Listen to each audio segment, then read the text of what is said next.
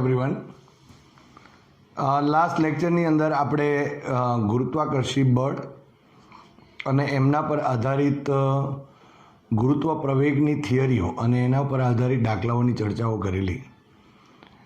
આજે આપણે ગુરુત્વીય સ્થિતિ ઉર્જાની ચર્ચાઓ કરવાના છીએ.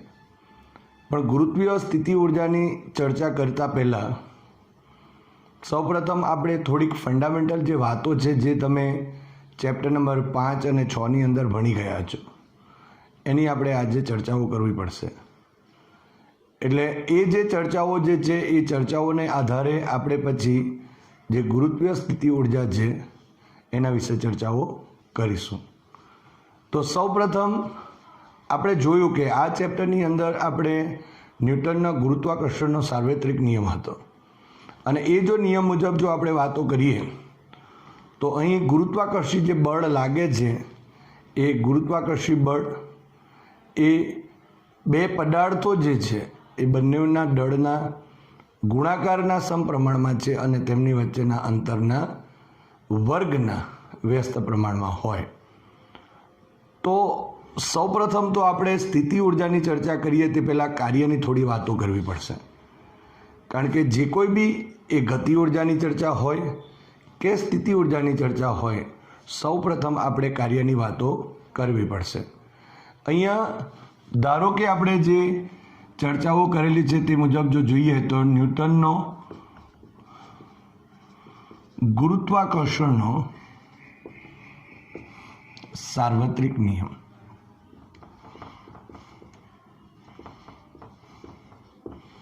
હવે આની અંદર જો લખવું હોય તો F=G m1 m2 અને ડિવાઇડેડ બાય r² છે.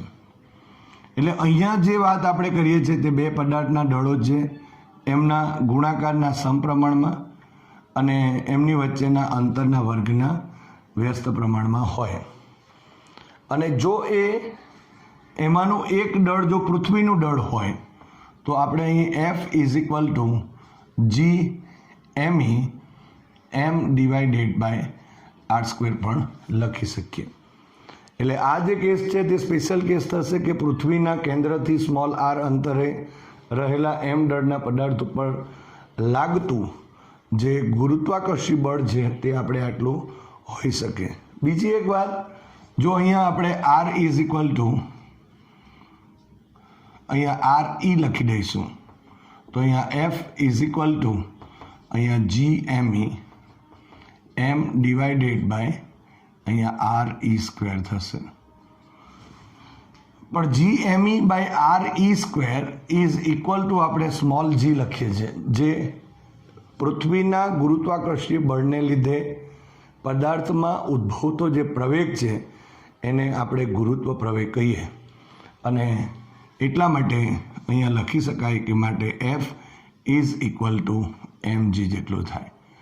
અહીંયા કહેવાનો ઇન્ટેન્સ એક જ છે કે જે આપણે F=G me m divided by RE² લઈએ છીએ જે ન્યૂટનના ગુરુત્વાકર્ષણનો સાર્વત્રિક નિયમ જે છે એ અને mg જે લઈએ એ બંને સેમ જ છે. આપણે આને વજન પણ કહીએ છીએ, પદાર્થનું વજન. તો અહીંયા બળની તો થોડી વાતો થઈ. ગુરુત્વીય સ્થિતિ ઉર્જાની ચર્ચા કરીએ તે પહેલાં થોડીક વાતો આપણે સ્થિતિ ઉર્જાની પણ કરવી પડશે અને તે પહેલાં થોડી કાર્યની પણ વાતો કરીએ. જનરલી આપણે જ્યારે કાર્યની ચર્ચા કરતા હોય ત્યારે આપણે એવું કહીએ છીએ કે અહીંયા જે કાર્ય છે એ કાર્ય બળ ગુણ્યા સ્થાનાંતર. પણ એ વાસ્તવિક વ્યાખ્યાઓ નથી. વ્યાખ્યા જો આપણે આપી હોય તો એ જે વ્યાખ્યા તમે ચેપ્ટર નંબર 6ની અંદર શરૂઆતની અંદર આ વસ્તુ ભણો છો. દાખલા તરીકે બીજો જો ક્વેશ્ચન કરવો હોય તો આપણે કરી શકાય કે કાર્ય ધન ક્યારે હોય અને કાર્ય ઋણ ક્યારે હોય. તો આ બધી વાતો સૌપ્રથમ આપણે કરવાનો મૂળ હેતુ એક જ છે કે જે રીતે આપણે ગતિ ઉર્જાના સંદર્ભમાં વાતો કરી શકીએ તે જ પ્રમાણે આપણે સ્થિતિ ઉર્જાના સંદર્ભમાં પણ વાત કરી શકાય છે. જે બધી ઉર્જાઓ તમે જે ચેપ્ટર નંબર 6 છે એની અંદર ભણેલા છે, પણ કન્સેપ્શનલ વાતો કરવી હોય તો આપણે થોડું એના વિશેનું નોલેજ જોઈએ તો સૌપ્રથમ આપણે એની ચર્ચા કરી લઈએ. ત્યાર પછી આપણે ગતિ ઉર્જામાં થતો જે ફેરફાર ઇઝ ઇક્વલ ટુ ડબલ્યુની વાતો કરીએ. આપણને ઘણીવાર એવું થાય કે આ કાર્ય થયું અને એની ઉર્જા આ પદાર્થની અંદર સંગ્રહિત થઈ, તો એ કેવી રીતે? ગતિ ઉર્જાની પણ વ્યાખ્યા આપીએ છીએ આપણે, અને એના સંદર્ભમાં પણ આપણે ચર્ચાઓ કરીશું. પણ તે પહેલાં અહીંયા જે આપણા પાસે કાર્યનું જે સૂત્ર છે એની આપણે ચર્ચા કરીએ. એટલે એક્ઝેક્ટ કાર્ય વિશે આપણને ખ્યાલ આવી જાય, અને ત્યાર પછી આપણે અહીંયા ગતિ ઉર્જાના સંદર્ભમાં થોડું ભણીએ, અને ત્યારબાદ સ્થિતિ ઉર્જાના સંદર્ભમાં પણ થોડી ચર્ચાઓ કરીશું. અને એ પ્રમાણે આપણે ગુરુત્વીય સ્થિતિ ઉર્જાની પણ વાત કરીશું. આપણે જાણીએ છીએ કે અહીંયા જો આપણે વિચારીએ તો આ જે અહીંયા પૃથ્વીની સપાટી ઉપર જો હોય તો R is equal to R કરી નાખીશું, અને એ પૃથ્વીની સપાટી ઉપર ગુરુત્વ પ્રવેગ સૌથી મેક્સિમમ હોય, અને જો એ પૃથ્વીની સપાટીથી આપણે ઉપરની તરફ જતા જઈએ તો પણ ગુરુત્વ પ્રવેગના મૂલ્યમાં ઘટાડો થાય છે, અને જ્યારે ઊંડાઈના સંદર્ભમાં વાત કરીએ ત્યારે પણ ગુરુત્વ પ્રવેગના મૂલ્યમાં ઘટાડો થતો હોય છે. એટલે કે ગુરુત્વાકર્ષી બળમાં પણ ઘટાડો થતો હશે.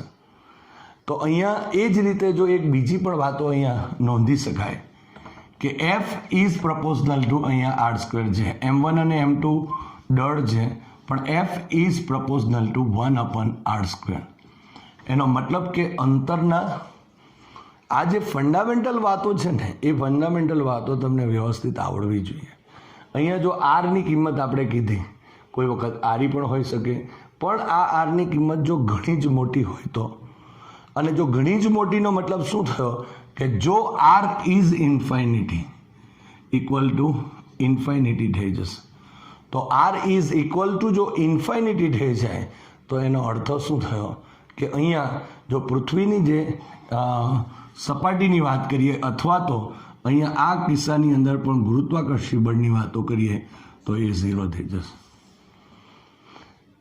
કારણ કે 1/ઇન્ફાઇનિટી ઇઝ ઇક્વલ ટુ 0 થશે. એનો મતલબ એમ થયો કે પૃથ્વીની અથવા તો એક પદાર્થના ક્ષેત્રની અંદર બીજો પદાર્થ હોય, અને એના લીધે જે સ્થિતિ ઉર્જા હશે એની ચર્ચા આપણે જ્યારે કરીએ ત્યારે આપણે જો અનંત અંતરની જ્યારે ચર્ચા કરીશું તો અનંત અંતરે જો લાગતું જે ગુરુત્વાકર્ષી બળ છે એ લાગતું ગુરુત્વાકર્ષી બળ શૂન્ય થઈ જાય છે. કારણ કે R is equal to infinity, so F is equal to 0 થશે. અને જો બળ જ શૂન્ય હશે તો ત્યાંના ઉર્જાના સંદર્ભમાં અથવા કાર્યની વાતો કરીએ તો તે કેટલું હોય, તો આપણે એ પણ એના વિશે કહી શકીશું. તો અહીંયા સૌ પ્રથમ આપણે કાર્ય વિશે વાતો કરીએ.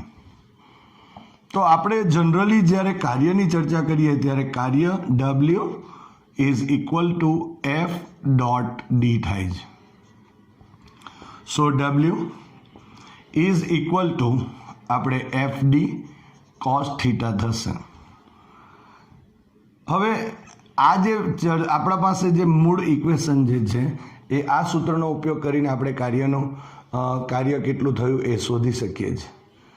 પરંતુ અહીંયા જો પરિસ્થિતિ શું છે, કાર્ય એટલે શું, કાર્ય એટલે શું, એની વ્યાખ્યા શું આપી શકાય?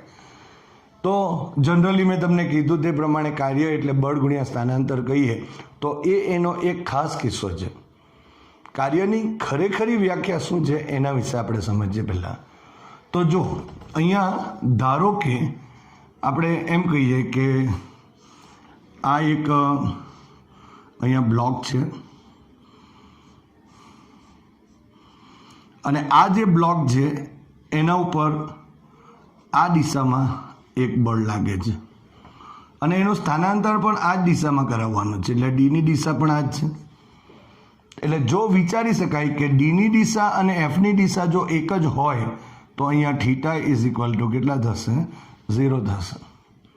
કારણ કે અહીંયા નીચે લાગતું જે ગુરુત્વાકર્ષી બળ છે તે, એટલે કે mg જેટલું વજન લાગશે, અને એની વિરુદ્ધ દિશામાં આ સપાટીને લંબ પ્રત્યાઘાતી બળ લાગશે. એ બંનેના મૂલ્યો સરખા અને પરસ્પર વિરુદ્ધ દિશામાં, માટે એના લીધે લાગતું જે બળ છે તે 0 થશે. માટે આ તરફની જે ગતિ છે તે કોઈ પણ વસ્તુ શક્ય નથી, કારણ કે અહીંયા પરિણામી બળ શૂન્ય છે. પણ આ દિશામાં જે પરિણામી બળ લાગે છે એના લીધે પદાર્થ અથવા આ જે બ્લોક છે એ બ્લોક એ આ ડીની દિશામાં જો ગતિ કરશે તો એનો મતલબ કે ત્યાં એક કાર્ય થશે.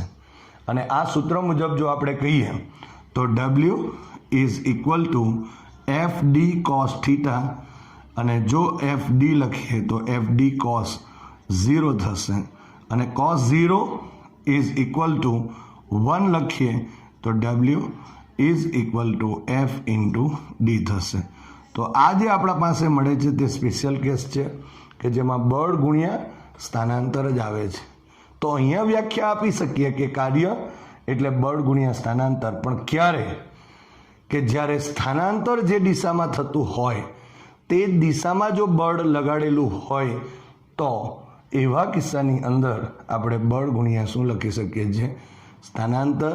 તો એનો કાર્ય થશે. પરંતુ જો ધારો કે આપણે આવું વિચારી લઈએ, અહીંયા જે બ્લોક છે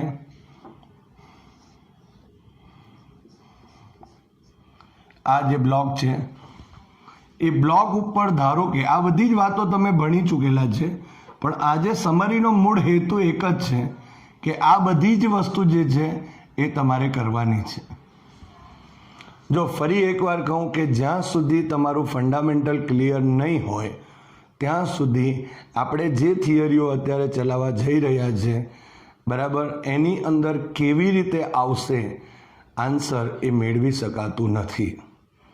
એટલે તમે જ્યારે આ કાર્ય વિશે ભણો છો, તમે જ્યારે ગતિ ઉર્જા વિશે ભણો છો, તમે કાર્ય ઉર્જા વિશે ભણો છો તો એનું નોલેજ હોવું જરૂરી છે. એટલે 5મા અને 6ઠ્ઠા ચેપ્ટરની અંદર આ બધી વસ્તુ આપેલી છે, છતાં પણ આપણે જ્યારે ગુરુત્વીય સ્થિતિ ઉર્જાની જ્યારે ચર્ચા કરતા હોય તો સૌપ્રથમ આપણે થોડી સ્થિતિ ઉર્જા અને ગતિ ઉર્જાની પણ ચર્ચા કરીએ તો એની અંદર કેવી રીતે ફેરફાર થાય તે આપણે ઇઝીલી સમજી શકાશે. તો કાર્યના સંદર્ભમાં જ્યારે ચર્ચા કરી તો આ તો આપણા પાસે સ્ટ્રેટ વે બળ ગુણ્યા સ્થાનાંતર મળે છે. પરંતુ જો ધારો કે આપણે એવું વિચારી શકીએ કે અહીંયા આ જ બ્લોક છે, સ્થાનાંતરની દિશા આ છે, પરંતુ જો અહીંયા થીટા બળની દિશા આ છે, એટલે જે આપેલું જે બળ છે એ આપણે આ રીતે છે, કોઈ એક રમકડું છે અને આ દોરીથી આપણે ખેંચતા છે માનીએ, પણ આ જે રમકડું છે તે દિશામાં આ દિશામાં જાય છે, એવું વિચારી શકાય. તો એનો મતલબ શું થયો કે અહીંયા જે કાર્ય તો થાય છે, કારણ કે સ્થાનાંતર થાય છે, બળ લાગે છે, પણ કેટલું બળ? આટલું બળ નથી. આના 2 ઘટકો હોય. ધારો કે આપણે જો કહેવું હોય તો આમ કહી શકાય, આનો એક આ દિશામાંનો જે ઘટક છે તે આપણે એફ કોસ થીટા કહીશું, અને જો આ દિશામાંનો જે ઘટક છે એને આપણે એફ સાઇન થીટા કહીશું.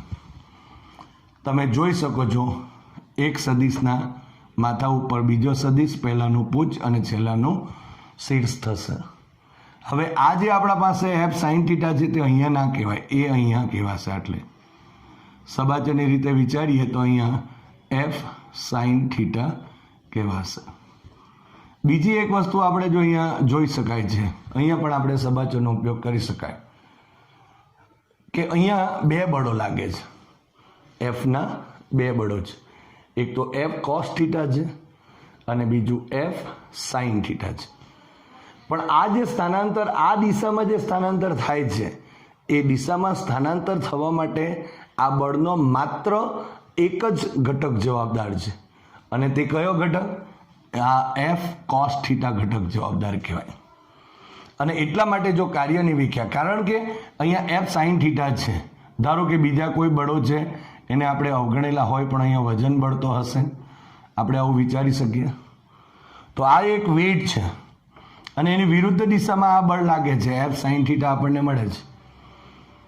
અને જો એ એફ સાઇન થીટા બળ હશે, એક એન જે લંબ પ્રત્યાઘાતી બળ પણ એની સાથે હશે, તો સપાટીને લંબ એ બધા જે બળો છે, અહીંયા જે લાગતા બળો છે, આ દિશાના જે બળો છે, એનું પરિણામી બળ કેવું થયું? 0 થયું. એટલે એનો મતલબ એમ થયો કે આ દિશામાં આ પદાર્થની કે આ બ્લોકની ગતિ થવાની નથી, માત્ર ને માત્ર આ દિશામાં જ ગતિ થશે. અને એ દિશામાં ગતિ થવા માટે જવાબદાર બળનો કયો ઘટક થયો? તો એફ કોસ થીટા થયો. આ ઘટક જવાબદાર નથી. એનો અર્થ શું થયો કે જો કાર્ય અહીંયા પણ જો આપણે કહેવું હોય તો કાર્ય W is equal to f cos theta અને અહીંયા ડી લખી શકાય. કારણ કે કાર્યની વ્યાખ્યા આપણે જાણીએ છીએ કે પદાર્થે કરેલું સ્થાનાંતર અને એ સ્થાનાંતર માટે જરૂરી સ્થાનાંતરની દિશામાં લાગતું જે બળ છે એનું જે ગુણનફળ અથવા એનો ગુણાકાર એને આપણે શું કહીએ છીએ? કાર્ય કહેવાય. જે વસ્તુ આપણે અહીંયા મેળવી શકાય. સો એફ ડી કોસ થીટા અને આના માટે લખવું હોય તો આપણે W is equal to f dot D થશે. તો આ તમે જોઈ શકો છો અહીંયા કે આ રીતે આપણે આ રીતે પણ આમાં વિચારી શકાય અને અહીંયા કાર્યની આ બે ચર્ચાઓ થાય. કાર્ય માટે ચર્ચાઓ કરવાનો મૂળ હેતુ એક જ છે કે અહીંયા જ્યારે પણ આપણા પાસે ઉર્જાનો સંદર્ભ આવશે ત્યારે કોઈને કોઈ એક પ્રકારે કાર્ય થયું હશે અને એ કાર્યરૂપી જે ઉર્જા છે એ ક્યાં તો ગતિના સંદર્ભમાં હશે તો ગતિ ઉર્જા સ્વરૂપે સંગ્રહિત થઈ હશે અને જો સ્થિતિના સંદર્ભમાં હશે તો સ્થિતિ ઉર્જા સ્વરૂપે સંગ્રહિત થઈ હશે અથવા તો સ્થિતિ ઉર્જાની બીજી પણ વાક્યરચના જો કહીએ તો આંતરિક સંરચનાને આધારે પણ એની સ્થિતિ ઉર્જામાં સંગ્રહિત થાય. એ કેવી રીતે થાય છે એની પણ ચર્ચા કરીએ. પણ આ જે કાર્યની વાતો આ કેમ ફંડામેન્ટલ વાતો જરૂરી છે આ પોઈન્ટોની અંદર? કારણ કે અહીંયા કાર્ય ધન પણ હોઈ શકે અને ઋણ પણ હોઈ શકે. તો કાર્ય ધન ક્યારે હોય અને કાર્ય ઋણ ક્યારે હોય? તો આપણે ગમે ત્યારે વાત કરીએ ત્યારે આપણે એક પદાર્થ લીધો અને એ પદાર્થ અત્યારે ધારો કે સ્થિર છે પણ એ પદાર્થ ઉપર આપણે બળ લગાવીએ છીએ અને પદાર્થનું સ્થાનાંતર આ દિશામાં થાય છે. ધારો કે પદાર્થના સ્થાનાંતરની દિશા આ અને એના પર લગાડેલા બળની દિશા જે છે એ પણ એ જ જો હોય તો થીટા ઇઝ ઇક્વલ ટુ 0 થઈ ગયું અને ત્યારે આપણે એમ કહી શકાય કે એ પદાર્થ પર બળ વડે કાર્ય થાય છે અને એવું જે કાર્ય મિકેનિક્સમાં જો કહીએ તો એ ધન ગણાય. એટલે કે અહીંયા આ રીતે જો આપણે વિચારીએ કે સ્થાનાંતરની દિશા બી આ જ બળની દિશા પણ આ જ તો એ દિશામાં આપણે કાર્ય ધન કહેવાશે. દાખલા તરીકે કોઈ એક પદાર્થ આ દિશામાં ગતિ કરી રહ્યો છે અને એના ઉપર અચાનક આપણે બીજું એક બળ લગાડી દઈએ તો એના વેગમાં શું થવાનો? એક વધારો બી થશે અને એની અંદર એ સ્થાનાંતરની દિશામાં જ એના પર બળ લાગે છે માટે પદાર્થ પર બળ લાગે છે એટલે બળ વડે કાર્ય થાય છે માટે એ ધન છે. પરંતુ ધારો કે પદાર્થ આ દિશામાં આમ જાય છે અને એની બળની દિશા વિરુદ્ધ છે એટલે પદાર્થ આમ જાય છે પણ એના ઉપર લાગતું જે બળ છે તે વિરુદ્ધ દિશામાં લાગશે તો હવે આ પદાર્થે જો આ દિશામાં જવું હશે તો એણે આ બળની વિરુદ્ધ દિશામાં કામ કરવું પડશે. એનો મતલબ એમ થયો કે જ્યારે પદાર્થ વડે બળની વિરુદ્ધ કાર્ય થતું હોય ત્યારે એ જે કાર્ય હોય તે ઋણ ગણાય. તો આ રીતે એ જે કાર્ય છે એ કાર્યની આપણે સમજૂતી આપી શકીએ. હવે નાની સરખી જ્યારે વાતો આપણે આ કાર્યની કરી ત્યારે ઉર્જાનો સંદર્ભ પણ એક લઈ લઈએ. આપણે જાણીએ છીએ કે ઉર્જા એટલે શું? તો એનો પણ આની સાથે સંકળાયેલો પોઈન્ટ થશે કે કાર્ય કરવાની જે ક્ષમતા એને આપણે ઉર્જા કહીએ છીએ. ધારો કે આપણે ગતિ ઉર્જાના સંદર્ભમાં વાતો કરવી હોય તો ગતિ ઉર્જાના સંદર્ભમાં થોડીક વાતો કરી નાખીએ. તો ગતિ ઉર્જા એટલે શું? તો આપણે જનરલી વાત શું કરતા હોય કે પદાર્થની ગતિ સાથે સંકળાયેલી જે ઉર્જા અથવા તો પદાર્થની જે ગતિ થાય છે એના માટે પદાર્થની કાર્ય કરવાની જે ક્ષમતા છે એને આપણે પદાર્થની ગતિ ઉર્જા કહીએ છીએ. બીજી એક વ્યાખ્યા આપણે એ પણ આપેલી છે કે K is equal two capital K is equal two 1/2 mv². તો એનો મતલબ એમ થયો કે પદાર્થનું દળ અને પદાર્થના વેગનો વર્ગનો જે ગુણાકાર થાય એનું અડધું મૂલ્ય એને એ પદાર્થની ગતિ ઉર્જા કહેવાય. પણ આ સામાન્ય રીતે આવી રીતે આપણે લખતા નથી. આમ આપણે કહી શકાય કોઈ એક પદાર્થની ગતિ ઉર્જા આટલી છે, પરંતુ આપણે હંમેશા કાર્યને ગતિ ઉર્જાના સંદર્ભમાં જ્યારે સાંકળવી હોય તો આપણી પાસે એક નિયમ હતો, એ છે કાર્ય ઉર્જા પ્રમેય. જરા ધ્યાનથી અહીંયા જોજો, જે રીતે આપણે ગતિ ઉર્જાનો સંદર્ભ લઈ રહ્યા છે એવી જ રીતે આપણે સ્થિતિ ઉર્જાના સ્થાપકીય સ્થિતિ ઉર્જા બી આવશે અને ગુરુત્વીય સ્થિતિ ઉર્જાની પણ પછી ચર્ચા કરીશું. તો અહીંયા જો આપણે કહેવું હોય તો કાર્ય ઉર્જા પ્રમેય એટલે W is equal to delta કે. તો W is equal two 1/2 mv² minus 1/2 mv0² થશે. હવે એક વાત અહીંયા કહેવાની કે કોઈક વાર તમે v0 એટલે પ્રારંભિક લખશો અને અહીંયા vનો મતલબ અંતિમ વેગ જે છે એ આપણે લખીએ છીએ. હવે v0ની જગ્યાએ v1, અહીંયા v2 લખી શકાય, અહીંયા vi ઇનિશિયલ, અહીંયા vf ફાઇનલ, એવું પણ આપણે લખી શકીએ છીએ. હવે આ જે કિસ્સો છે ને એ કિસ્સાની અંદર આપણે જાણીએ છીએ કે કોઈ એક પદાર્થ છે, એનો પ્રારંભિક વેગ ધારો કે v0 છે અને ત્યાર પછી એના ઉપર શું થાય છે, બળ લગાડવામાં આવે. ધારો કે આપણે વિચારીએ કે આ દિશામાં અહીંયા એક પદાર્થ આમ ગતિ કરે છે, પણ હજુ પણ એને બળ આપવામાં છે, તો શું થશે, એના વેગમાં ફેરફાર થઈ જશે. અને એ જે વેગમાં ફેરફાર થયો તો અહીંયા તમે જોઈ શકો છો કે પ્રારંભિક આટલો હતો ને અંતિમ આટલો મળે છે. તો ડેલ્ટા કેમાં થતો ફેરફાર એટલે કે એની ગતિ ઉર્જામાં થતો ફેરફાર બરાબર શું થશે, કાર્ય થાય.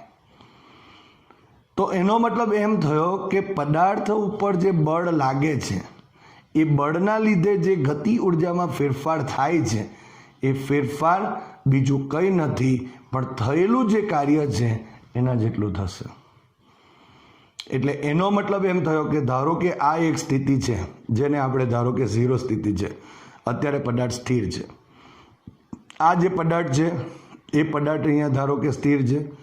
હવે આ પદાર્થ જો સ્થિર હોય તો એની જે ગતિ ઉર્જા હશે તે પણ 0 થશે, કારણ કે અહીંયા v0 ઇઝ ઇક્વલ ટુ 0 થયો, તો એનો મતલબ કે આ પદ છે તે 0 થશે.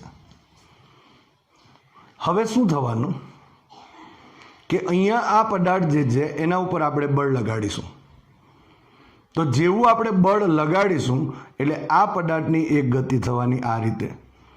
જેવી આ પદાર્થની આમ ગતિ થઈ એટલે એનો મતલબ કે એનો વેગ 0 હતો, તેમાંથી આપણને v જેટલો વેગ મળે છે એમ આપણે કહી શકાય.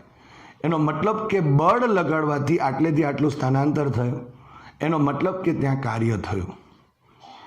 એનો અર્થ જ એવો થશે કે જે કોઈ બી પ્રકારનું કાર્ય થયું એ કાર્ય રૂપી જે ઉર્જા છે એ પદાર્થમાં સંગ્રહિત થઈ.